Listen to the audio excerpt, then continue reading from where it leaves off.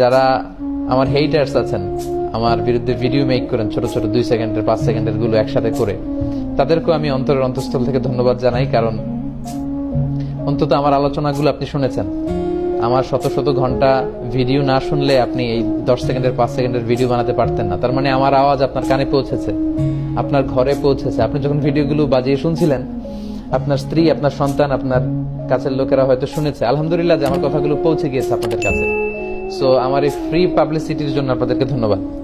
তবে সম্মান দেওয়ার মালিক হচ্ছে আল্লাহ।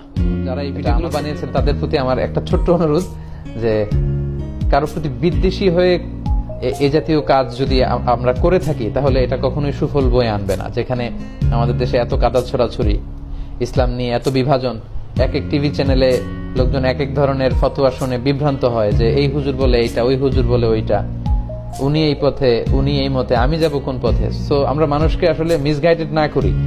আমরা একজন মানুষের ভালো ভালো দিকগুলোকে যদি এপ্রিসিয়েট করার সুযোগ হয়, সেটার জন্য আমরা করি।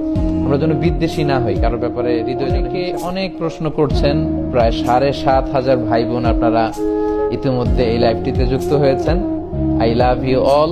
আপনাদের সবাইকে আমি ভালোবাসি আল্লাহর জন্য। উহিব্বুকুম ফিল্লাহ। আমাদের এই ভালোবাসা শুধু যেন হয় মহান রবের জন্য, আমরা এই কামনা করি। অনেক অনেক প্রশ্ন করছেন, তো প্রশ্নের যে ধারা আমি দেখতে পাচ্ছি, এগুলো আসলে সারা রাত উত্তর করলেও শেষ হবে না।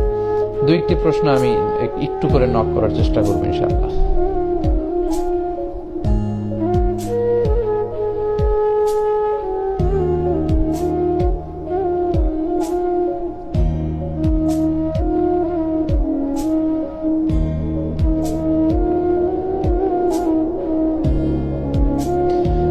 আপনি আপনার মতো আগান, ওই ভাইদের আমরা আপন মনে করলো। আচ্ছা, যাই হোক, আমরা প্রত্যেককে ভাই মনে করি। বিতিরের সালাতের ব্যাপারে আমরা বলেছি, প্রথমে 2 রাকাত, পরে 1 রাকাত পড়বেন, অথবা 3 রাকাত পড়লে মাঝখানে না বসে একেবারে শেষ বৈঠকে আমরা বসবো। এটা হচ্ছে বিতিরের সালাতের সহি পদ্ধতি। আমরা এভাবে পড়ার চেষ্টা করবো ইনশাআল্লাহ।